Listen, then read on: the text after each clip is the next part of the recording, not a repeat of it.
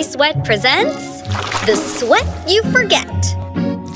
Hello there, I'm Carrie, and this is your body. You might be wondering why it looks so pale. That's because your body releases at least 2.5 liters of fluids every day. You see, it's the sweat that you forget that's dehydrating you. Like work from home overtime takes effort, causing your body to sweat.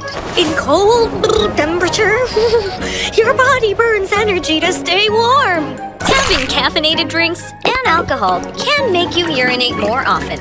Fever causes sweating as your body is fighting viruses. And when you cry, you release body fluids through tears. But remember, you can always recover with Pocari Sweat. Because of these ions, we make a good match for your body's hydration needs. Ooh, this is our stop. Remember, don't let the sweat you forget keep you from living a healthy and hydrated life. Pocari Sweat! Bahagi na ng buhay nating mga Pilipino ang sports. Mula sa panahon ng unos, sa tamis ng tagumpay, sa kabila ng pagbabago ng buhay, ang Philippine Sports Commission ay patuloy na magigilingkod sa sambayanan at atletang Pilipino.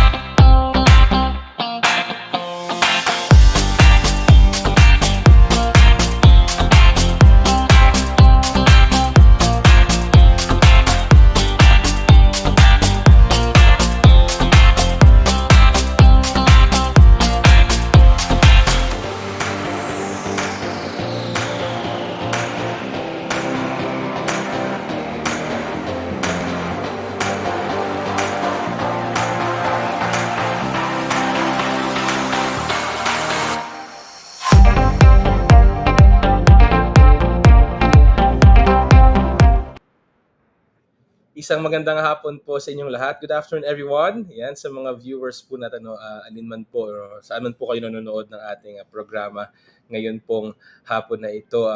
May it be on our PSC Facebook or kung kayo po ay nasa kabilang banda, nasa ibang social media app sa YouTube and you're watching us also there live. Kumusta po kayong lahat?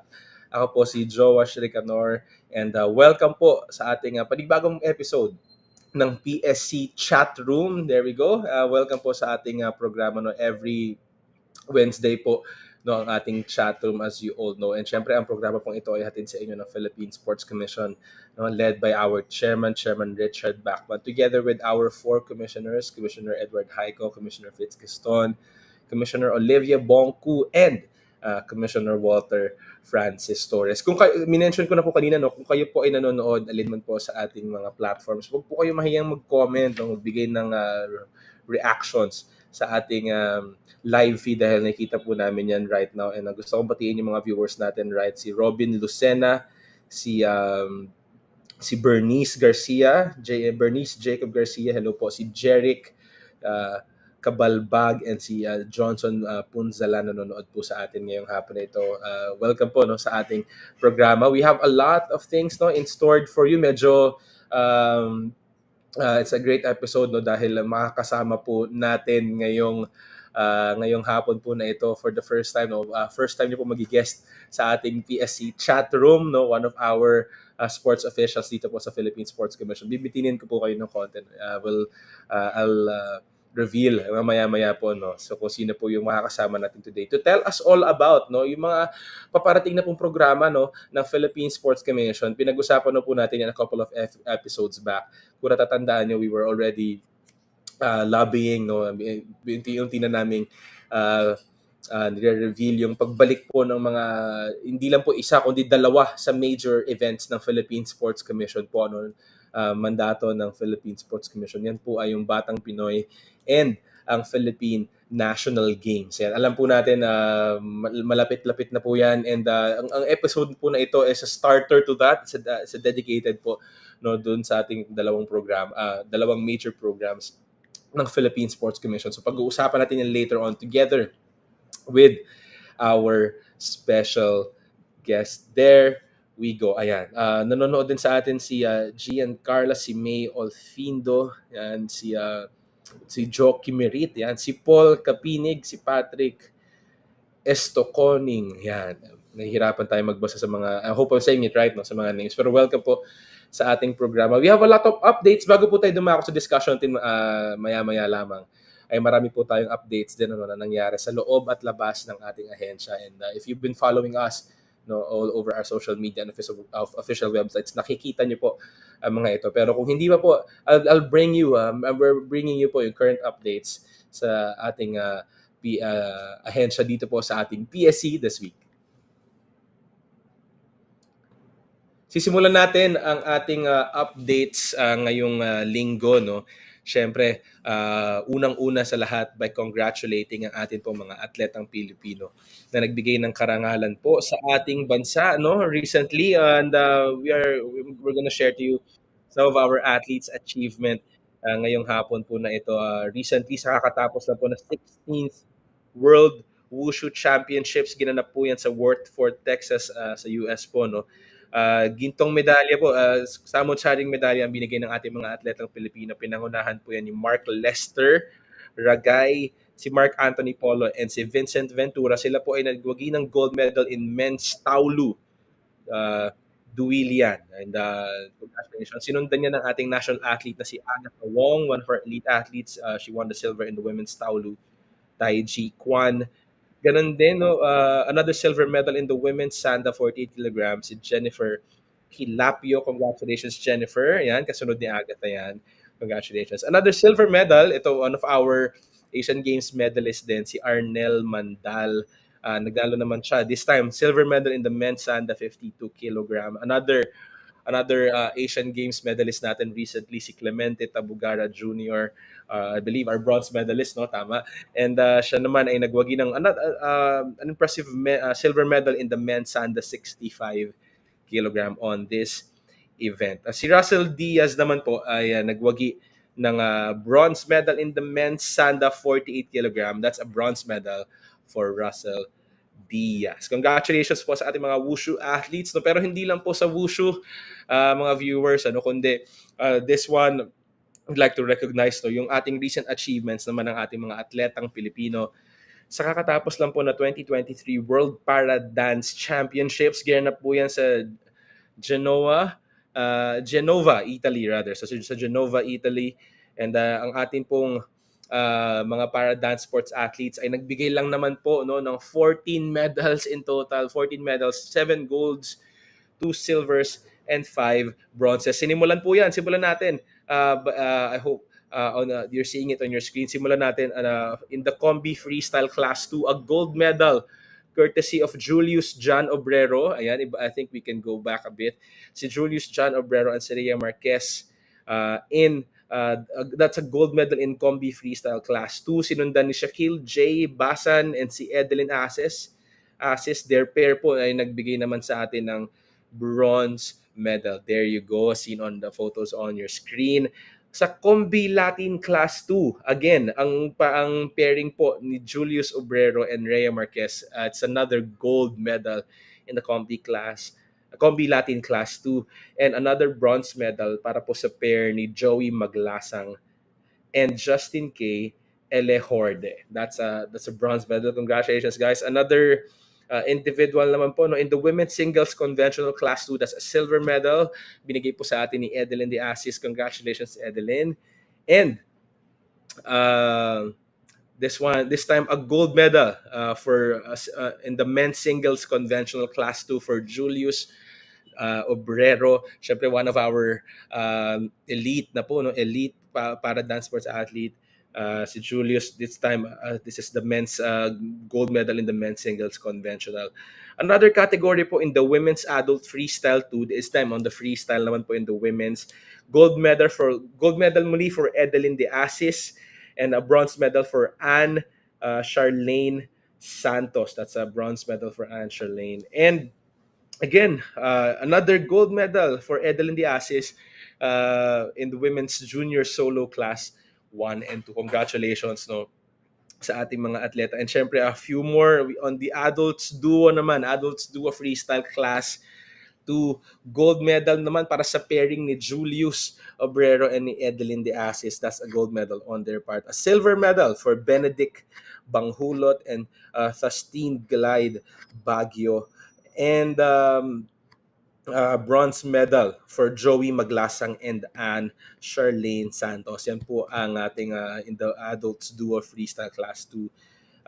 Last two medals, medyo marami po ito, no. Another gold medal for the pair of Julius Obrero and Edeline De Asis. Congratulations, guys. Ano naman po ito sa adults duo Latin class 2. And lastly, a bronze medal po in the adults duo standard chess 2. In the bronze medal for Joey Maglasang and Anne Charlene Santos. Congratulations po sa ating mga para dance sports athletes. That's, again, I'm repeating it, no. Sa dami po ng medalya, we tend to get overwhelmed, no? Pero we just want to recognize again our national para dance sports team clinched 14 medals in total. Mabuhay po ang ating mga bidang bayaning manlalaro. And dumako na po tayo sa updates po natin.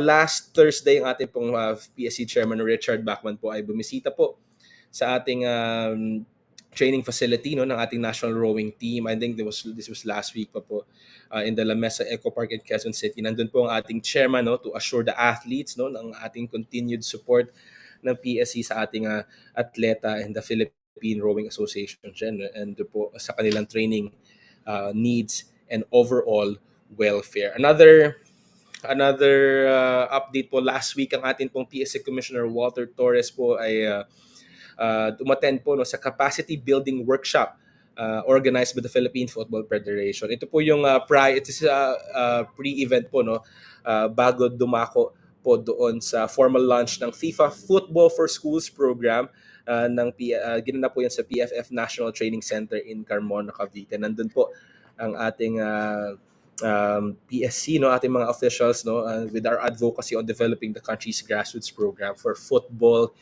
through the cooperation of PFF, FIFA, and syempre our partners from UNESCO. And ating pong chairman, together with Commissioner Olivia Boncu, Commissioner Walter Torres, and Commissioner Fritz Gaston, ay winelcome po ang ating recently lang po na World Sambo Championships bronze medalist si Sydney C. Tangcontian. Siya po ay dumako, no, pumunta po sa ating Rizal Memorial Sports Complex, and as seen on the photos on our screens, no, pinapakita ni Sydney yung mga clips ng kanyang championship game sa ating PSC board together with the president, no, of Sir Paulo Tangcontian, the president of the Philippine Sambo Federation. And ayun, nire-relive ni Sydney yung mga moments na yan, no, together with the PSC board. Again, si Sydney po ay nagbigay ng bronze medal for Team Philippines in the women's 80-kilogram event last November 12 po yan. Ginanap po yan sa Armenia. And kasama po niya ang kanyang coach, no, si Coach Ace Larida, and ang kanila pong NSA president, si Sir Paulo Tangcontian. Congratulations, Sydney. And syempre, ito po, last Tuesday po, kahapon rather, ang atin pong mga representatives from Pambansang Rugby Liga ng Pilipinas, their president, si Sir Reynaldo Neri, ay bumisita po, no, sa Philippine Sports Commission and paid a courtesy visit sa atin pong PSC Commissioner Olivia Boncu. And dito po yan sa Rizal Memorial Sports Complex. And as a token of appreciation po, no, from the Sports Association, nagbigay po sila ng jersey, no, sa atin pong Lady Commissioner. Hindi ko lang sure, i-confirm natin kay Kombong kung magagamit ba ni Kombong ito, no, as she tries rugby on the games. Pero lahat po ng mga updates po natin ay nakikita nyo po, no, sa social media platforms ng Philippine Sports Commission all over our Facebook, Twitter, and Instagram platforms, maging sa aming pong website at www.psc.gov.ph. As the days go by po, marami pong update ang PSC para po sa ating mga sports fans and everyone in Philippine sports. So, lagi lang po kayong tumingin dyan for any updates, no? And will be lahat po ng updates natin dyan will always be there from time to time. Yan po yung mga ating balita no, from PSC this week. And we'll take a short break at sa pagbabalik po namin, no, we'll introduce to you for the first time ang ating pong makakasama no, sa ating talakayan sa loob ng ating chatroom ngayong pong hapon po na ito. Babalik po ang PSC Chatroom sa ilang paalala. Pocari Sweat presents The Sweat You Forget. Hello there, I'm Carrie. You see, it's the sweat that you forget that's dehydrating you. Like work from home overtime, oversleeping, being in cold temperatures, having caffeinated drinks, or alcohol, fighting a fever, and even crying. But you can always recover with Pocari Sweat. Because of these ions, we can help with your body's rehydration. So remember the sweat you forget and always stay hydrated. Pocari Sweat. Pocari Sweat presents The Sweat You Forget. Hello there, I'm Carrie. You see, it's the sweat that you forget that's dehydrating you. Like work from home. Nagbabalik po ang PSC Chatroom and we just got from a short break and I'm very very happy po ngayong hapon po na ito. We have a very special episode. Kung yung mga nakarang episode po ng PSC Chatroom, we had our national athletes no and their achievements and together with their coaches, some of our NSA officials were also with us for a couple of episodes. Ngayong araw po nito is a special episode dahil kasama po natin for the very first time no sa ating programa sa PSC Chatroom ang isa po sa mga nagtataguyod ng ating ahensya together with our chairman and commissioners no. We have with us, I'm very very honored to have with us ngayong hapon po nito to discuss all of the matters no that's gonna be happening programs no in the next coming days sa Philippine Sports Commission. Can we all welcome ang ating pong guest sa ating PSC Chatroom Executive Director Paolo Francisco Tatad. Sir, magandang hapon po. Salamat po sa pagpapaunlak sa ating PSC Chatroom.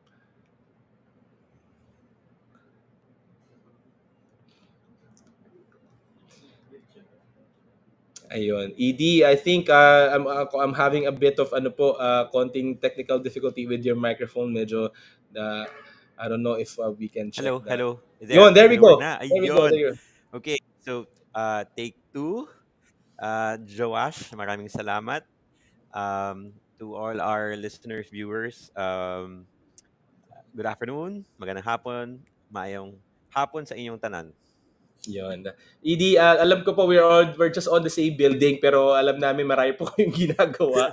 And there's so many meetings that you're currently involved in kasama po ang ating PSC board na our chairman, our commissioner, syempre, and different heads of the offices.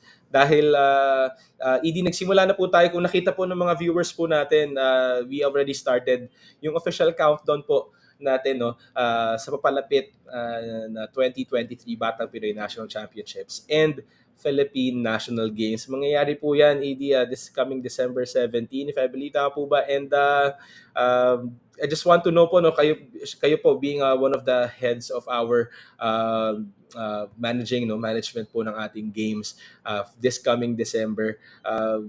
You're here with us to share some updates po kung ano po ba yung nasa na po tayo. I'm very sure may mga viewers tayo po ngayon, parents, coaches, national athletes, no, wanting to, and syempre mga LGU participants natin that also wants to get some updates na po kung ano po yung ating preparation so far with more than 20 weeks, 2 weeks 20 tuloy, with more than 2 weeks left bago po ang ating BP and PNGED. Can you give us just like a general update po ano na po ang nangyayari for our preparations?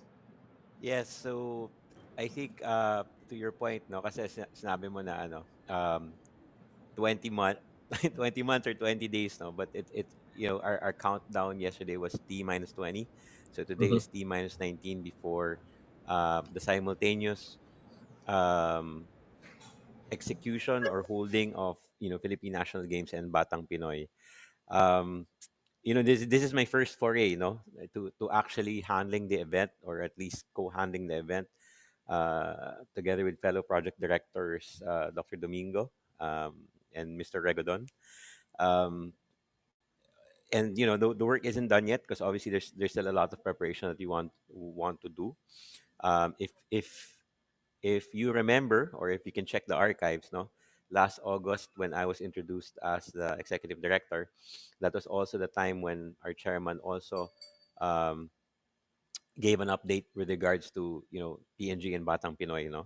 So it's been a few months since. Now we're heading into the home stretch of the planning phase. Mm-hmm. And kumbaga yun nga, we're all pretty much a green light with regards to December 17 on the staging of the simultaneous happening. No, and I think this is the first time that PSC will be doing so. Because in the history of both PNG and Batang Pinoy, it's always been a separate event. No, Mm-hmm. um, but obviously this is something that PSC feels very strongly about with regards Mm-hmm. to showcasing and having a platform for both our youth in sports, and as well as our current stable of athletes, and those that, let's say, we can identify to be future national athletes, to represent our country. No, as far as updates are concerned, no, we've closed registration already. Mm-hmm. We're currently just validating the athletes, coaches, and members of the delegation of the various LGUs who are going to participate for 2023. And as far as what I understand, we are looking to target maybe um, somewhere like 15,000 athletes for Batang Pinoy, Wow. and 7 to 8,000 athletes for Philippine National Games across 26 sports. Okay. Wow. But today, as of now, no, one of the more not so good updates is, surprisingly, esports, which wasn't the identified sports for both PNG and Batang Pinoy. We will have to postpone this year given the surprisingly low turnout.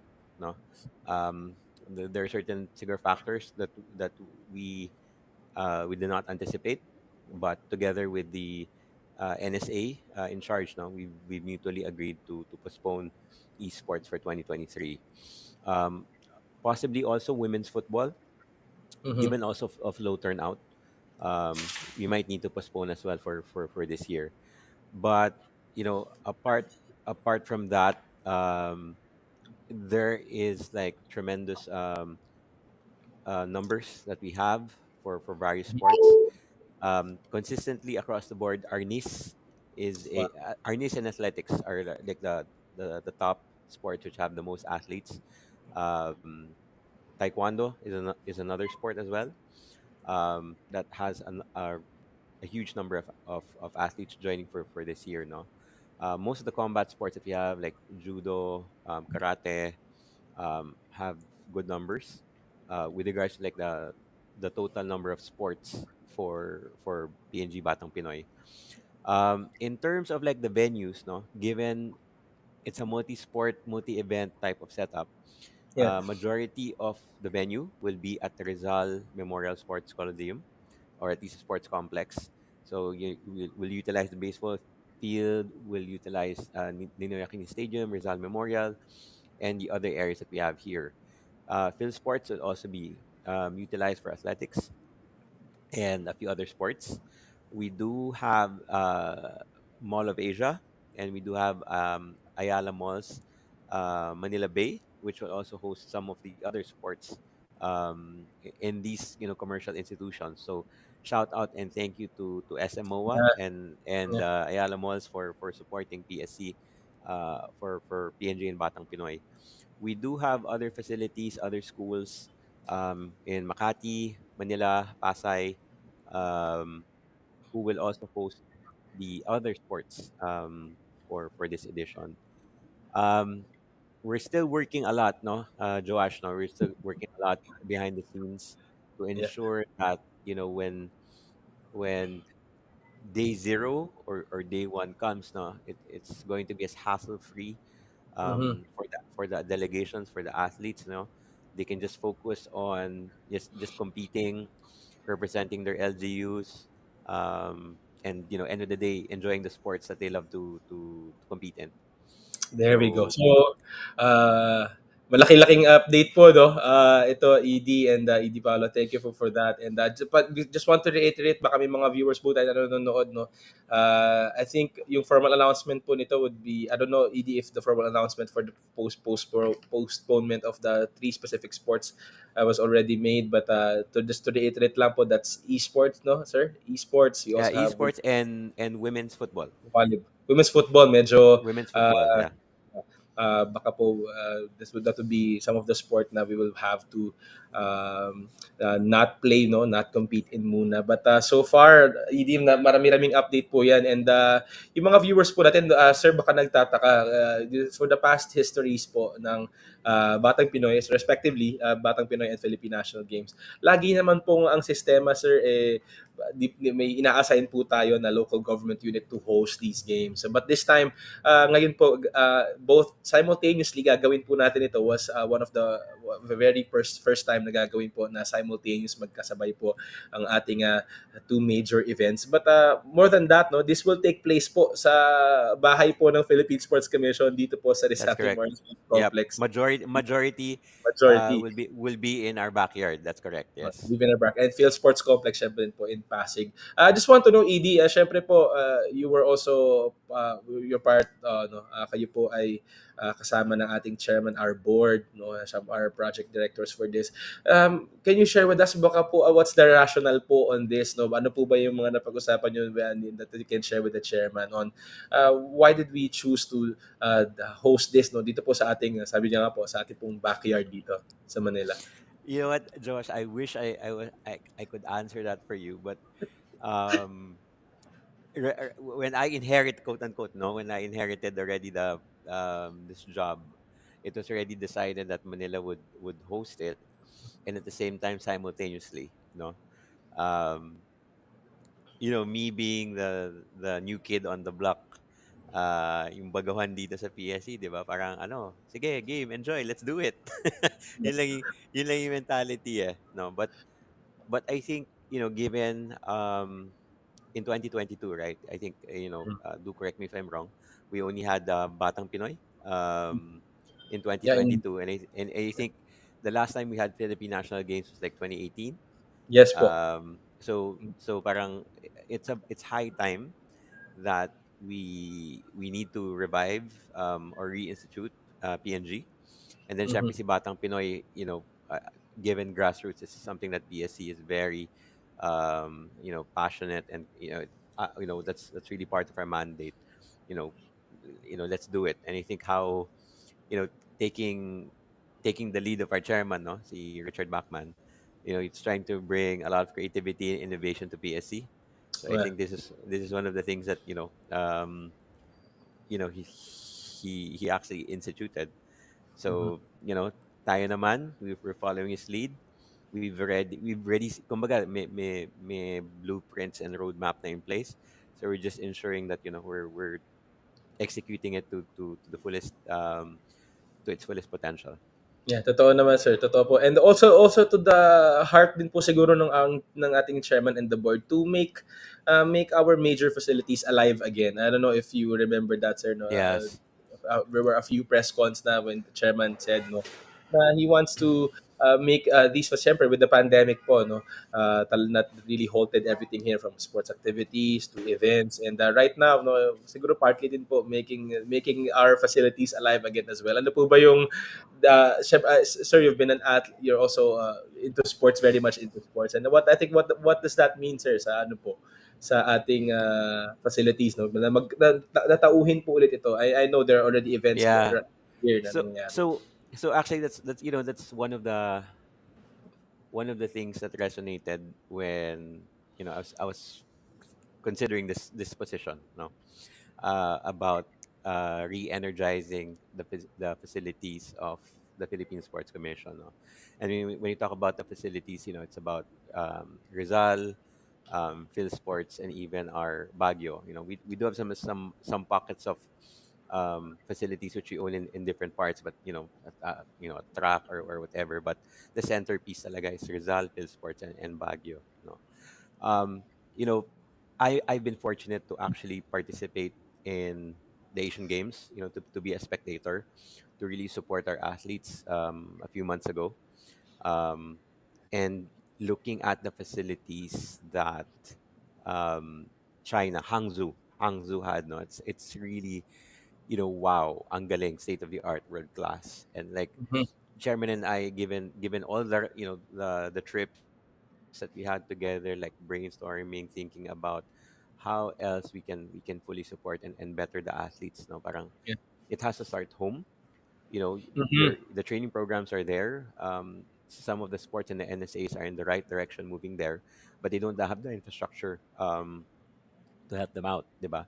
Anything, let's say from a decent swimming pool, your no dilapidated track and field, your pitches, or grass fields, whether in Rizal or Ultra, your strength and conditioning gyms, and let's say, nutrition, recovery, it's the whole athlete ecosystem na kasi Joash eh. So parang, facilities is one big part of the equation. And a lot of our athletes do go abroad for training.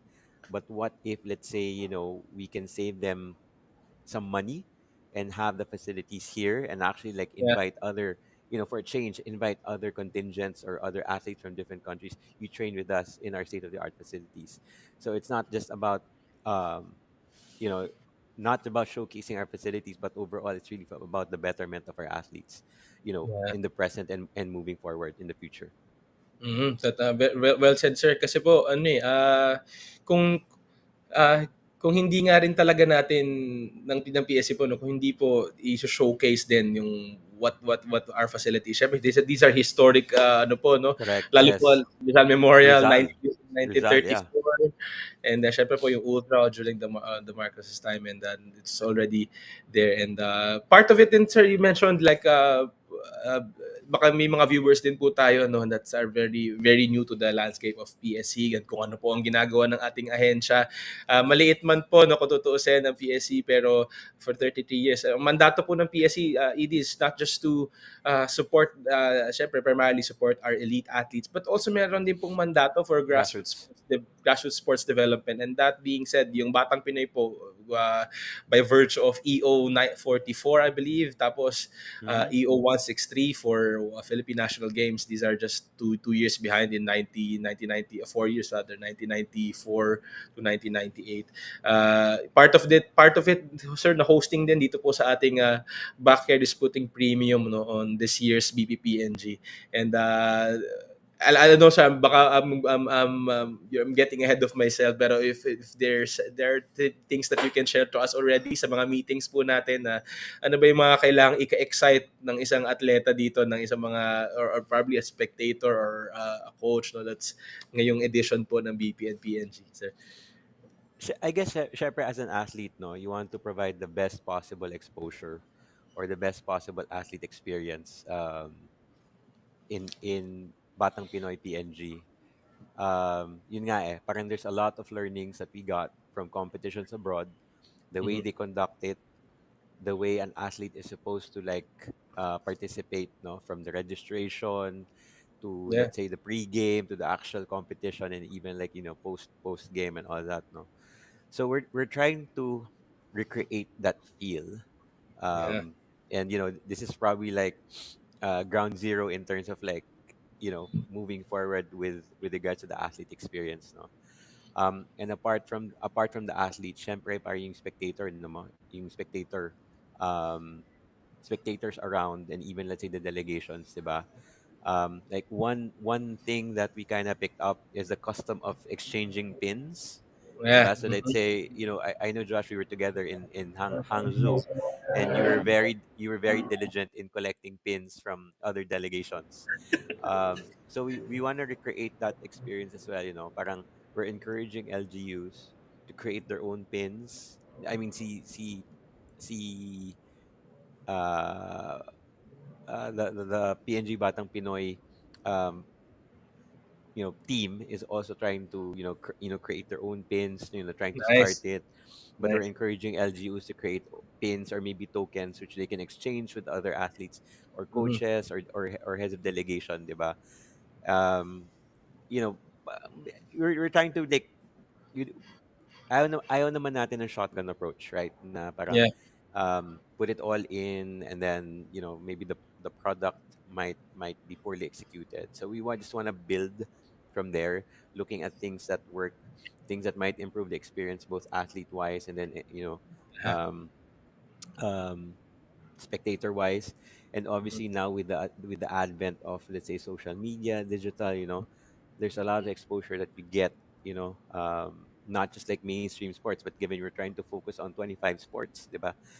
Parang, anywhere from Facebook, Instagram, YouTube, TikTok, or what have you, diba? You can showcase bits and pieces of, let's say, performances, maybe new potential athletes, and what have you. So all of these things now, we want to structure it in a way that provides, you know Batang Pinoy and PNG like really a platform to Yeah. not just promote youth in sports, but really refocusing on grassroots, and trying to push that forward, diba? Mhm. So, I think those yeah, I don't want to give much, but Yeah. I don't want to give much, but pretty much those are the things that I can probably share. Yeah. Um, I know our opening is something that's Yan. everybody is excited for, and you Yeah. know why. But I'll just keep my mouth shut muna, and hopefully it will surprise people Yeah. And when competition week comes around. yeah, and nakaka-excite po ito, no. I hope yung mga baka may mga nanonood tayong coaches na trainers, parents, but probably parents as well, and even yung mga atleta, no, saan man punta ako ng Pilipinas.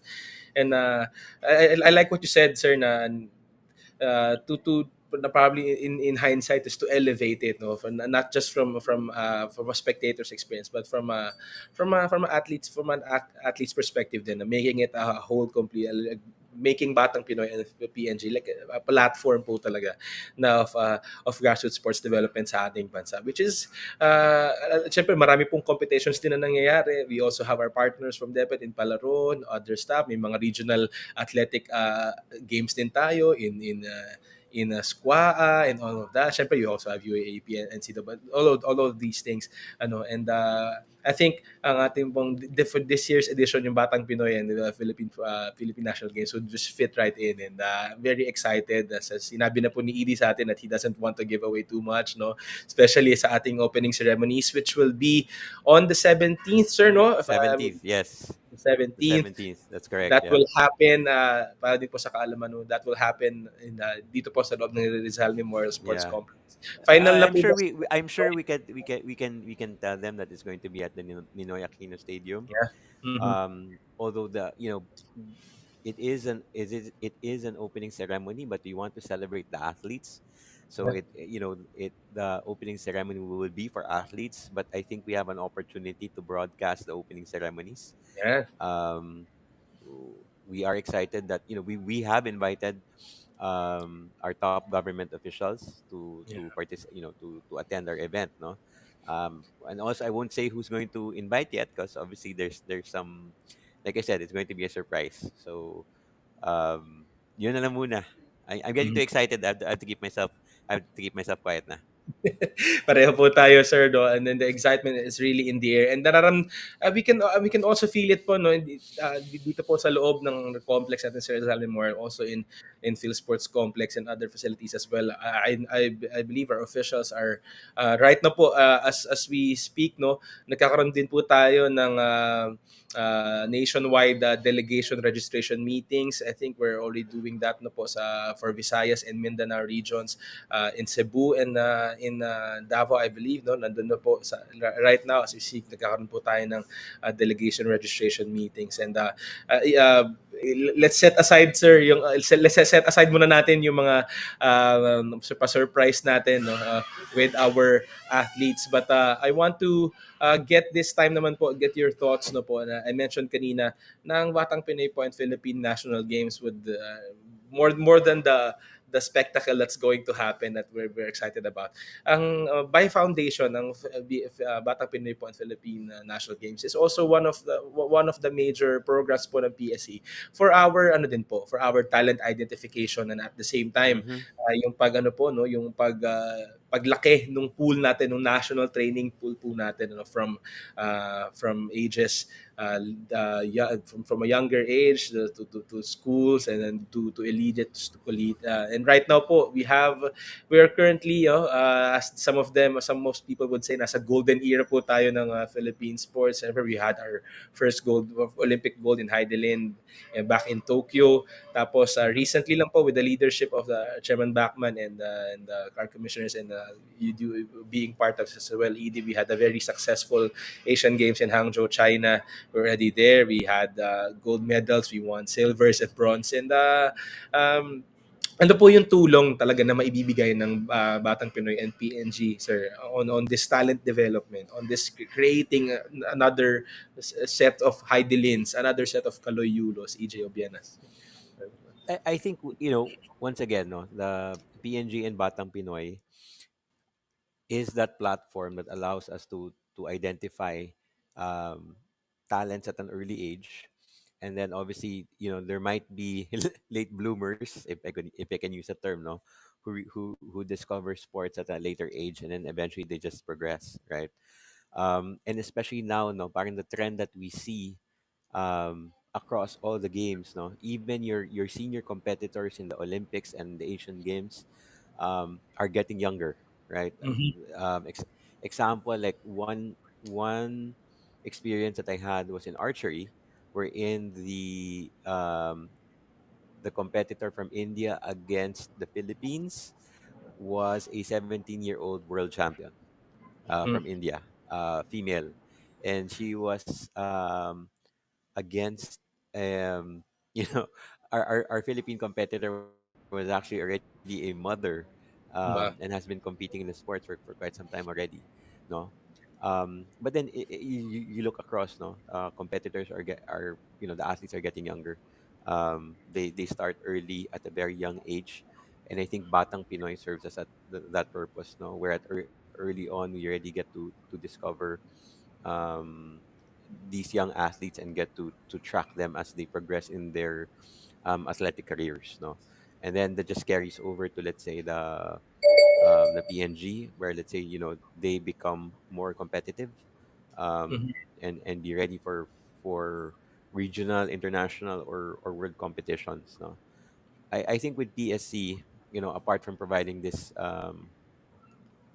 platform or opportunity, PSC has to do a better job in monitoring, let's say, all these performers. And I'll probably also go out on the limb and even look at those who join Palarong Pambansa, Yeah. because these are also this is also another platform where we can discover talent. Siguro because of timing, maybe they can't join Batang Pinoy now, or vice versa. But once again, PSC has to do a better job in monitoring athletes in the youth, 'di ba? Yeah. And Josh, I don't know if you noticed, 'di ba? Even this year, we've noticed the number of um, youth athletes and youth teams who have been representing or who have won on Yeah. behalf of the Philippines in various competitions, 'di ba? Parang tayo naman at PSC, how can we do a better job in supporting not just, let's say, the senior or national training pools and national team members, but even, let's say, the youth team representatives. Because end of the day, they're going to be the next gen. I mean, you have Carlos Yulo now, but you have Yeah. a younger Yulo who's like, waiting in the wings. Mm-hmm. You have, let's say, the Gilas men's now, but your youth basketball under 16, just qualified for the World Cup. And then you Mm-hmm. have, like, you have other stories in other sports who are also succeeding right now at the youth level. So how can we ensure that these athletes are nurtured, are cared for well, and supported in their athletic endeavors, um, uh, as far as they can take them. Yeah, and then it's tama, sir, no, and it really has to start from something, and yung something po na yon is what the PSA is doing in Batang Pinoy. and Philippine National Games. I can't na-excite na rin ako, sir, no? And before we have a few questions left para sa inyo, ED, but Yeah, go bago ahead. natin makalimutan. Sir, yes, you have to say something. No, Meron no. po. If you have further questions, go ahead. We have time. Ayan, sir. I just want to reiterate po, no, I'm sure na all, this is all over the amin pong public information systems and in our website for the games. But ang binanggit na po ito ni Edie kanina, but our Batang Pinoy and Philippine National Games simultaneous competitions will have 26 sports. Di ko alam kung may isa-isa pa ba natin yan. Siguro I can very fast lang, and archery, arnis athletics, badminton, basketball, yeah, that's 3x3 one. We have boxing, chess, cycling, yeah, we have dance sports, yeah, and then Mm-hmm. Breaking. We football, have dance sport breaking. brass breaking, yes sir, and futsal is also there, Mm-hmm. Correct. gymnastics, yeah, on different events in Events. gymnastics, Yeah.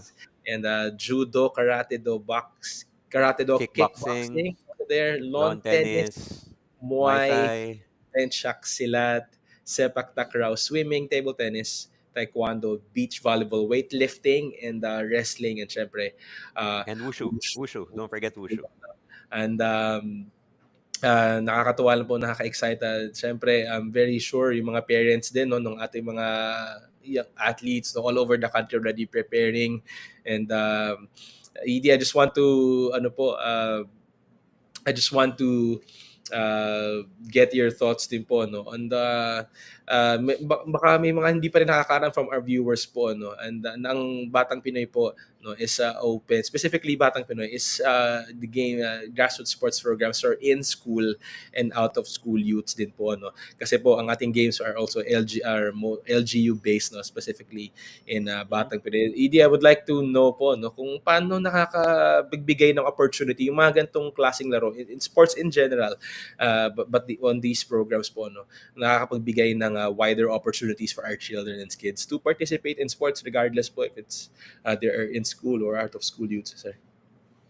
I think for youth joining sports, diba, they should look at it as um, how do you say this? It's really an opportunity. No, to your point, it's really an opportunity.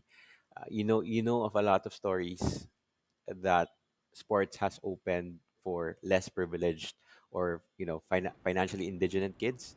Mm-hmm. Um, where like you have the Heidelins, the Carlos Yulos, our even our boxers, no, yung mga rags to riches kind of opportunities wherein, you know, okay, and even let's say like a Manny Pacquiao, right? That the kid from San, and then look where he is now, right? Um, Sports will really really open doors for you. Mm-hmm. Um, in the sense na parang maybe from even a values perspective, it'll allow you to be more disciplined, to be more self-aware of your talents, your capabilities, your strengths and weaknesses, and that will allow to bring it in, let's say, in your schooling, in your day-to-day activities, diba? Hopefully, like, even let's say with out of school youth, diba, might provide like a sense of direction in terms of, let's say, you might find an out of school youth who has the potential um, to be a future athlete. And actually, like one of the things that we have, let's say with sports, about we have the National Academy of Sports, wherein Yeah. we provide scholarships for, let's say, the younger kids now. We do have partnerships with other universities, with other associations that can provide, let's say, schooling opportunities, as long as, let's say, the the children, the child athlete, will really dedicate himself or herself, and even the guardians or the parents, toward to that sporting career. Um, end of the day, I'll go back. Sports just provides opportunities, but at the same time, it also depends on the person to respond. Let's say to the what sports provides, Mm-hmm. understands that um, it's not a right, but it's a privilege to be Yeah. a Filipino athlete, diba? And that you have to work hard in that regard, diba? Um, you know how do you say it? Basta, there's a, I'm kind of overwhelmed because in the sense that ano there are a lot of athletes like right now that even here at PSC that when I listen to their stories where they came from and where they Mhm. are now or how they're progressing, 'di ba? Parang wow, 'di ba? And Mhm. if not for let's say a Batang Pinoy, if not for let's say other programs that we've had, hindi natin madidiscover tong mga batang ito. Yeah. And we're just so happy, to have the opportunity to really discover these kids and really give them the opportunity. Obviously for those who are in school, diba, great. But for those who parang er, less privileged, diba, we are putting them on the right track. We are kind of helping them um, create their future. And parang sila then they get to realize, oh my gosh, parang this is a good thing. And if I take it seriously and all that, it's going to be great. It's going to be great for my career, or at least for how I can help my family in the future, or how I can help myself in the future. There we So go. ganun yung There we ganun go. yung mga ganun yung mga kwento na naririnig natin at saka na first hand na experience natin. Yeah, and the stories po na ating narinig na, and we're also excited sa mga kwento na maririnig pa po natin, ano, syempre from our athletes and participants, no, sa darating po na Batang Pinoy and Philippine National Games. ED, one of my last few questions po, it's kind of outside of our topic po ngayong araw po na ito, but kayo po, you joined the PSC, no? Your pang ilang buwan yun na po to, ED? Is this your incoming fifth? Yeah, coming fifth or fourth. Yeah, so by this week, I'm ending my 4 months, so entering fifth. Yeah, and I wanna ask ED po, no, syempre, yeah, you're also you're relatively new to the PSC, but not in sports. And Yeah. you've been a Mm-hmm. part, you've been a part of different. You said you've been a part of different sports. You've managed sporting events and all of that, no, sir. But how different, sir? It's kind of personal, but we want to know din po, baka mga audience natin also interested. What's how's been your 4 months, sir, and how challenging it has been, how fruitful it has been? Baka meron po kayong gustong i-share sa amin.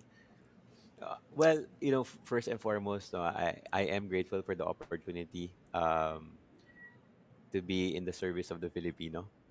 Um, I'm also happy and grateful to Richard Bachman, our chairman, for giving me this opportunity to you know to to assume the role of executive director. I know it's a big role.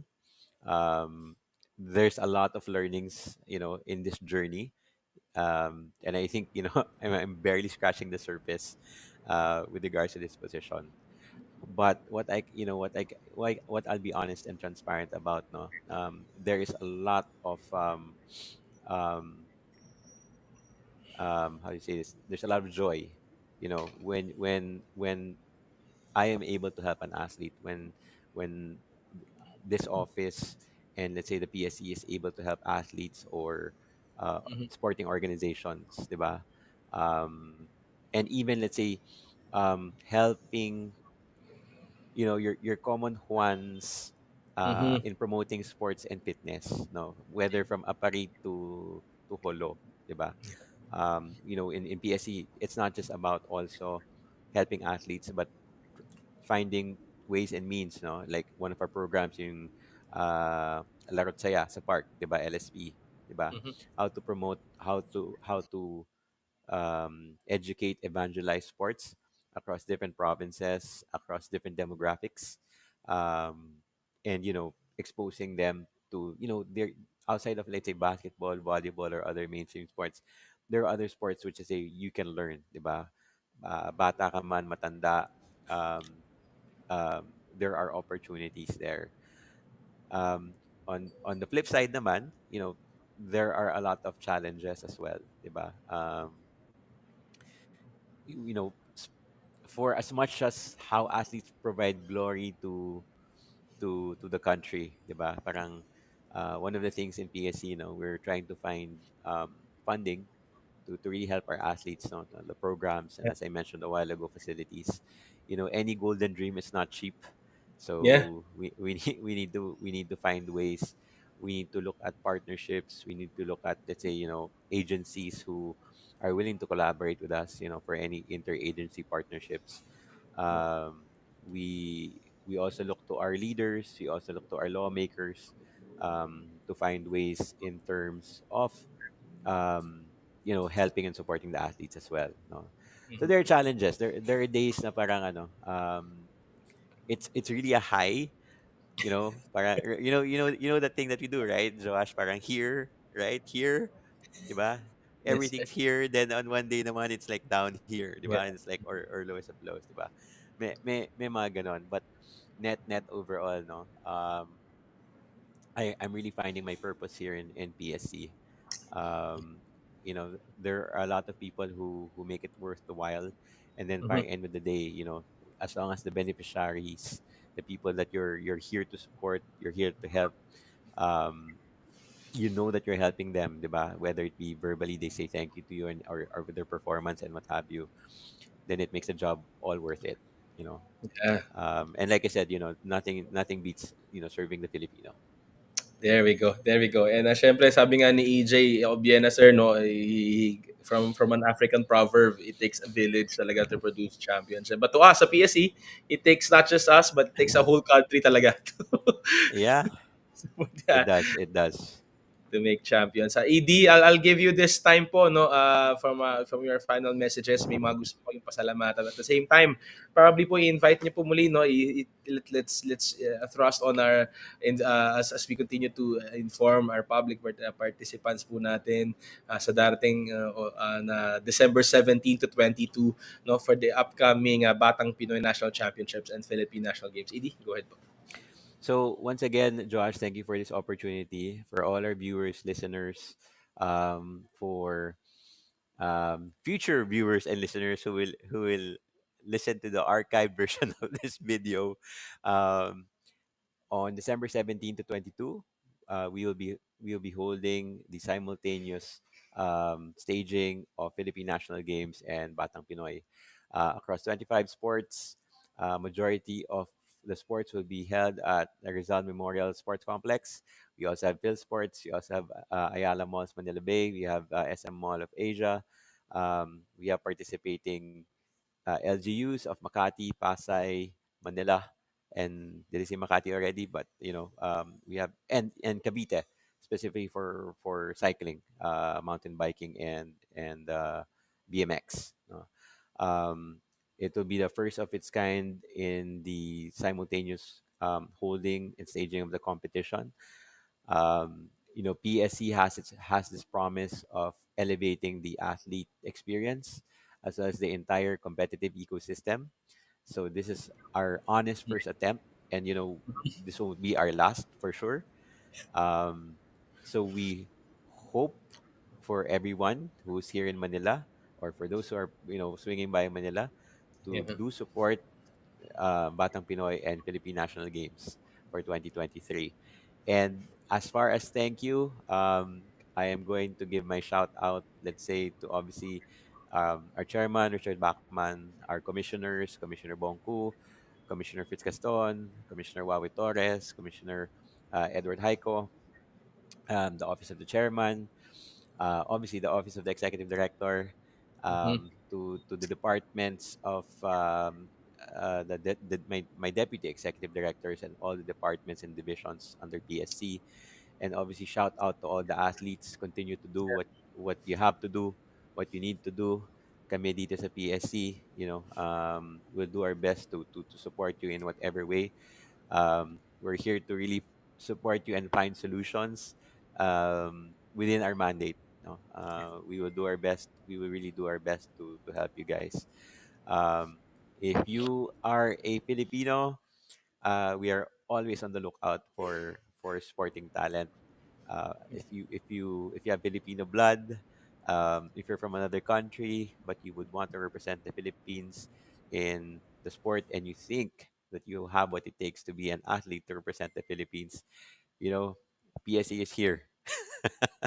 PSA is here. So consider also this a recruiting spiel for people who would want to represent the Philippines in high level competition sports. There you go. There you go. Maraming salamat po. No? Ang atin pong Executive Director ng Philippine Sports Commission, ED Paulo Francisco Tatad. Sir, salamat po for gracing the program. I'm sure now na kayo po ay nag-guest na namin finally. Si Chairman na lang inihintay natin the next couple of episodes and I hope you can have him on this program and so hopefully to have you here as well, sir. Hopefully once everything is settled, no, once we already we're ready to finish with our programs. Maraming salamat, ED. No, and magbabalik po ang PSC Chatroom and when we come back, we'll give you our few announcements before we end the program. Thank you, Joash. Mabuhay.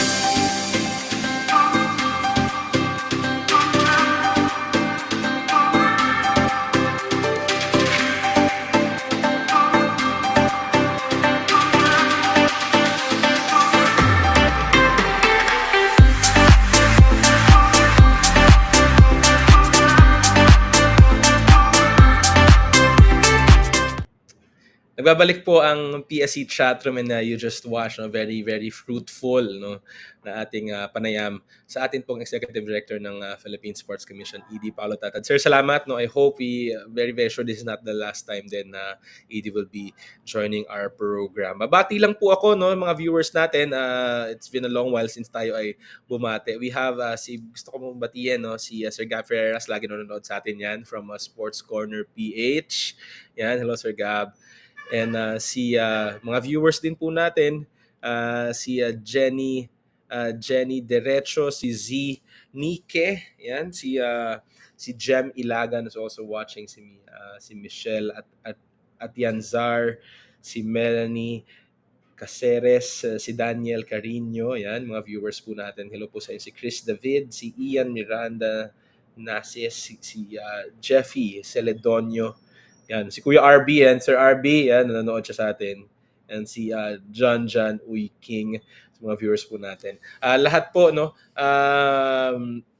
huwag niyo pong kakalimutan, rather, kasabay po ng ating PSC chatroom every 1 p.m. din po ang ating PSC hour on Friday. I believe some of the clips po, no, some of our ating interview at panayam kay ED Paulo would be flashed as well sa atin pong PSC chatroom. That would be on Friday po yan, but the same time po, no, 1 p.m. on Radyo Pilipinas 2 and 1. Yan, nare-remind tayo ni Sir Gabi, Radyo Pilipinas 2 and 1 po, no, every time. And to check latest updates on the PSC and what we do, you could also always find us on our social media platforms. We're gonna flash that po, no, sa ating screen. Huwag niyo po kakalimutan, no, ating Facebook, and always like and follow us on our Facebook. Hanapin niyo lang po Philippine Sports Commission. Also to check, no, yung ating mga Instagram. We also have our Instagram at field.sportscommission. Mag-follow lang po kayo dyan. Also on Twitter, yan, sa X, we're also there at PSC_gov. And syempre, our YouTube platform sa mga nanonood din sa atin dyan. Hanapin niyo lang yun po ang Philippine Sports Commission. We'll be very happy na kayo po ay mag-subscribe. And syempre, lastly, for official news and announcements, hanapin niyo po our website at www.psc.gov.ph. Andyan po yan. And syempre, I just want to add this as well, no? Hanapin nyo lang po to check yung mga announcements po natin for Batang Pinoy and Philippine National Games. You can always check another website po, no? batangpinoy.psc.gov.ph. Nandiyan po yan. But it's at www.batangpinoy. That's sandiretso po yan. batangpinoy.psc.gov.ph. Sa ngalan po ng bumubuo ng ating programa ng PSC Chatroom, our Chairman Richard Bachman, and our 4 commissioners, maging sa production team ng ating PSC Chatroom at the Public Communications Office headed by Sir Dindin Orquiaga. Hello, sir. Nandyan din siya. And the rest of our staff, no, si Ben, as always, our technical director. Ako po si Josh Riganor. We'll see you next episode of the PSC Chatroom. Goodbye, everyone. Stay safe and God bless.